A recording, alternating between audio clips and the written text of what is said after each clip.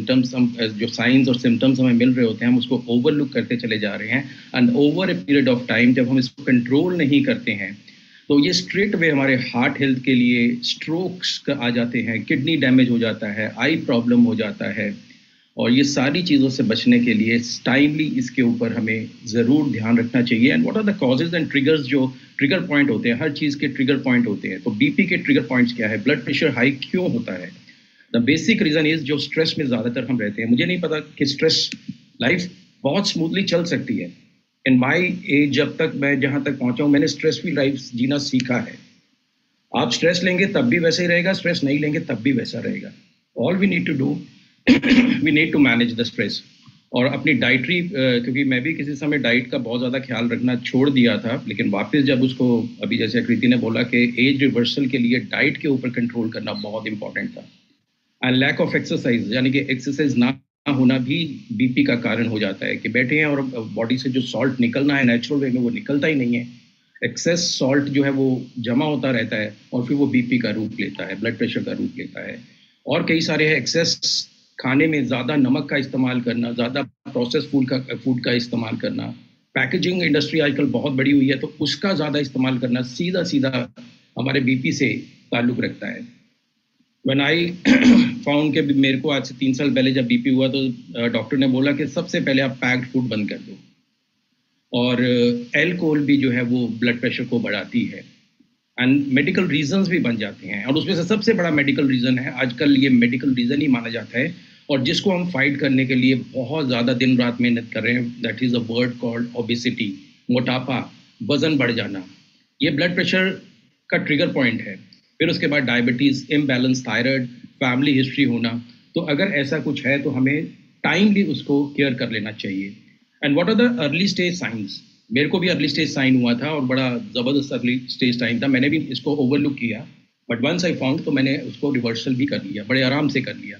कभी भी हमारे बैक ऑफ द हेड में अगर कोई हेडेक हो रही है, पेन फील होती है, जब सुबह उठते हैं हमें उस समय फ्रेश फील करना है but we are feeling some heaviness in our head, headache हो रहा है या डिजीनेस होती है या हमारी विजन में स्ट्रेन पड़ना स्टार्ट हो जाए, ब्लर्ड विजन हो जाए, ब्रीदिंग करने में प्रॉब्लम आने लगे, पैल्पिटेशंस होने लगे, हार्ट जो है बहुत ज़्यादा आप उसको हार्ट बीट को स्ट्रांगली फील करते हैं, वो पैल्पिटेशंस आप फील करते हैं, फटीग रहना, मतलब कुछ नहीं भी किया तब भी फटीग होना, कानों के अंदर एक अलग अलग से गूंज आना, वो भी एक बीपी का साइन है कि ब्लड प्रेशर बढ़ रहा है। और सबसे खतरनाक नोज ब्लीडिंग। और जब मुझे हुआ था तो मेरे को सीधा तभी पता लगा जब नाक में से ब्लीडिंग स्टार्ट हुई। इट वाज इन 2023 में ऐसा कुछ हुआ था। तो वहाँ से मैंने फिर रिवर्सल करना स्टार्ट किया, वहाँ से काफ़ी चीज़ें सीखना शुरू किया। और सबसे पहले हमें ये जानना है कि अगर 140 से 90 के बीच में है या 130 से 85 के बीच में है तो हम इसको नेचुरली कंट्रोल कर सकते हैं। और ज़रूरत पड़ने पे हमें डॉक्टर की सलाह भी लेनी चाहिए। बट पहला हमारा जो स्टेप होना चाहिए, पहला जो हमारा ट्राई होना चाहिए, that should be natural remedies जो घर से हम कर सकते हैं। सिंपल है, नमक का इस्तेमाल कम कर दें, पिकल का इस्तेमाल कम कर दें, जो भी प्रोसेस पैक्ड या किसी भी प्रकार का हेवी मील है उसको अवॉइड करें, कुरकुरे चिप्स अवॉइड करें। ऐसा कोई भी चीज़ जो मतलब बीपी को जिसमें सॉल्ट ज़्यादा हो उसको अवॉइड करना है। And switch over to Himalayan salt, pink salt, इस तरह के आजकल बहुत सारे सॉल्ट हैं but it should be in a combination. कोई एक तरह का सॉल्ट नहीं होना चाहिए, तीनों सॉल्ट्स का कॉम्बिनेशन हो, चाहे वो रॉक सॉल्ट हो, चाहे हिमालयन सॉल्ट हो, चाहे या नॉर्मल सॉल्ट हो, क्योंकि थोड़ा बहुत सोडियम भी चाहिए। तो ये रहा हो कि एक चीज़ को कंट्रोल करते करते दूसरी चीज़ गड़बड़ होने लगे। हाइड्रेटेड रहना, और हाइड्रेशन का सबसे बढ़िया चीज़ ये है, जैसे अभी बताया कि 3 लीटर पानी तो कम से कम पीना है और उस पानी के अंदर हाइड्रेशन को इम्प्रूव करने के लिए CMD ड्रॉप्स होना बहुत इंपॉर्टेंट है।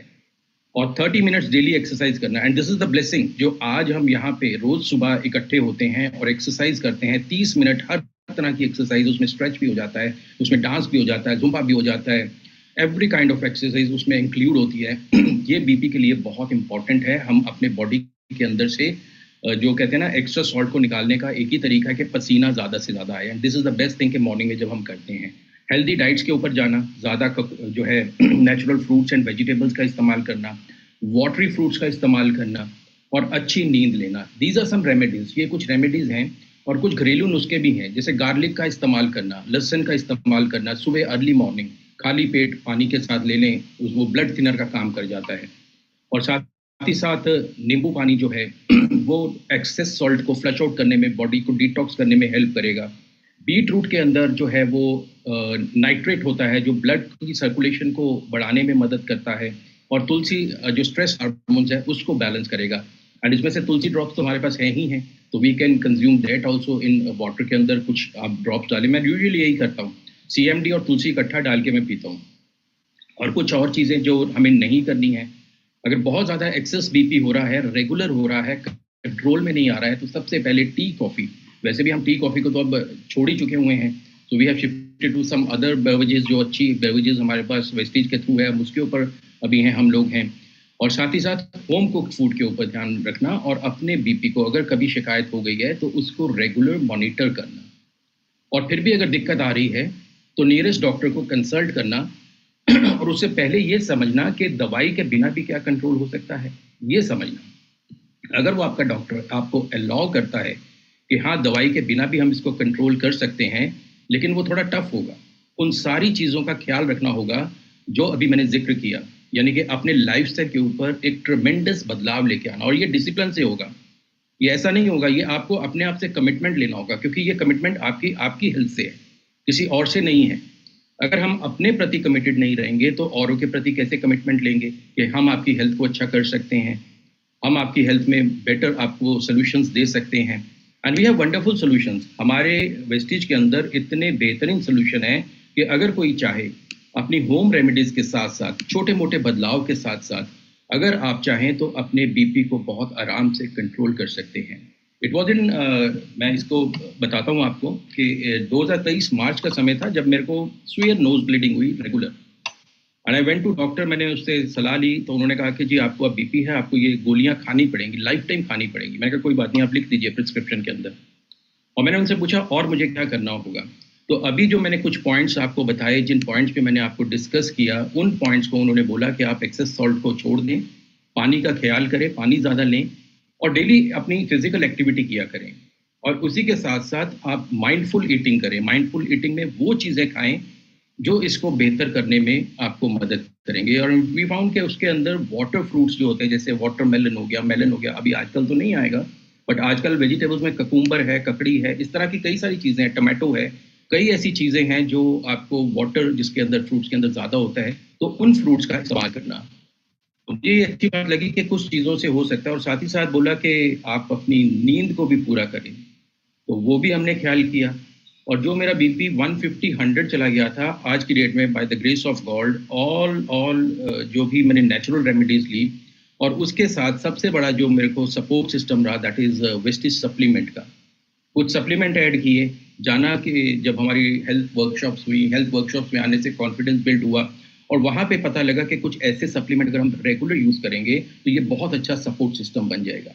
तो मैंने अपनी डाइट के अंदर क्या क्या यूज़ किया वो मैं आपको बता सकता हूँ कि कौन से न्यूट्रिशन को ऐड किया जिससे ये मेरा बीपी आज कंट्रोल रहने लगा, अब 120-80 से ऊपर नहीं जाता है। और नॉर्मली विंटर्स के अंदर मैं चेक रखता हूँ तो वहाँ पे भी मैं ऊपर नहीं जाने देता हूँ, क्योंकि लाइफस्टाइल को बैलेंस करके चलते हैं। तो इसमें ओमेगा दोनों ही लिए मैंने फ्लैक्स ऑयल भी लिया और मैंने क्रिल ऑयल भी लिया, और तीसरा ओमेगा भी ऐड कर दिया जिसको सी बकथुन कहते हैं। सी बकथुन के अंदर 190 बायो एक्टिव न्यूट्रिएंट्स हैं और ओमेगा रिच भी है वो। तो ये तीनों सप्लीमेंट मैंने लेने शुरू किए और तीनों ने मेरे को हेल्प किया।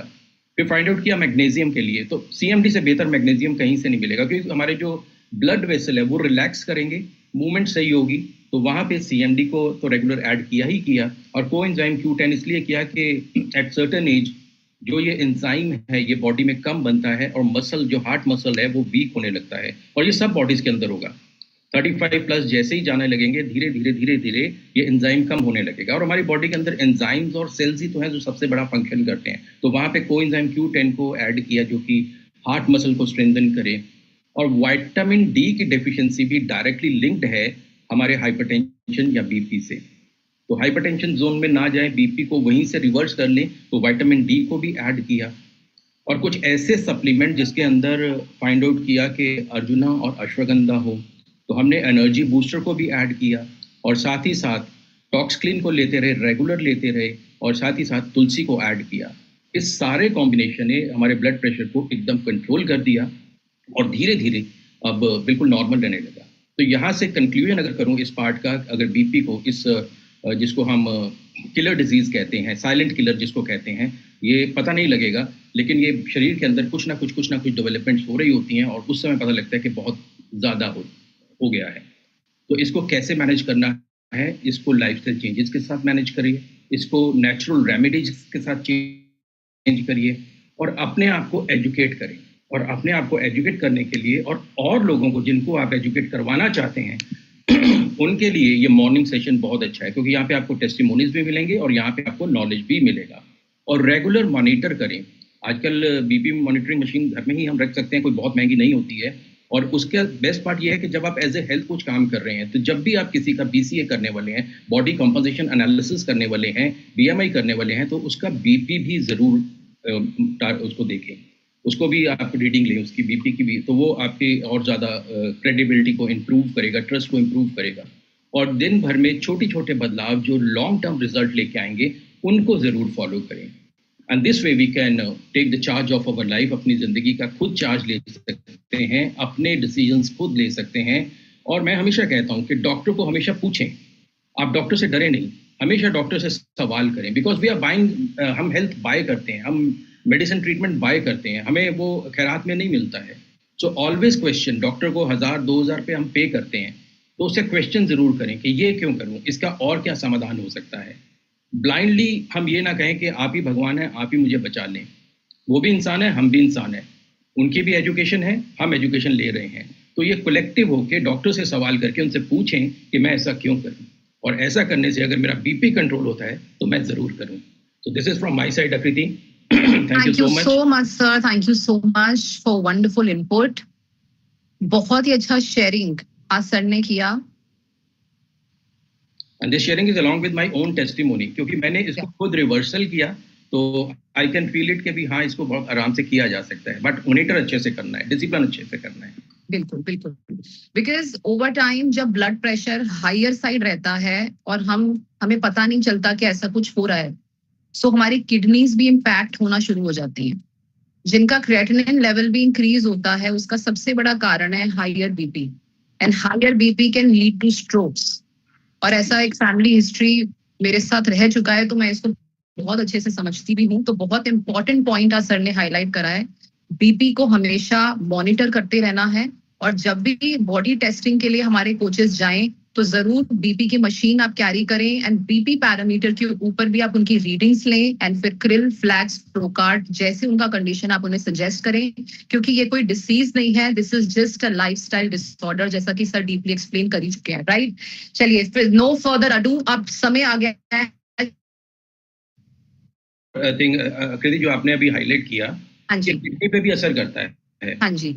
ड्यूरिंग दैट टाइम जब मेरा किडनी का भी स्कैन हो रहा था, तो उस समय डॉक्टर ने स्पेशली पूछा कि आपका बीपी हाई रहता है उस स्कैनिंग में, क्योंकि वहां तक तो हम पहुंचते नहीं है। मेरे को अदर रीजन के लिए भी स्कैनिंग करवाने थे, मेरे इंश्योरेंस टेस्ट के लिए स्कैनिंग करवाने थे जी सर। तो दैट टाइम डॉक्टर ने पूछा, तो अभी बिल्कुल सही बात है, ये किडनी को बहुत बुरी तरह असर करता है। बिल्कुल बिल्कुल, एंड किडनी एक ऐसी चीज है, अगर क्रेटिनिन बढ़ गया और इन्फ्लेमेशन आ गया किडनी के अंदर, किडनी बिकॉज फिल्ट्रेशन करता है आपकी पूरी बॉडी के अंदर, अगर ये ऐसा ऑर्गन है जो एक बारी इम्पेयर हो गया, तो इसको बहुत मुश्किल से आप रिकवर कर सकते हैं।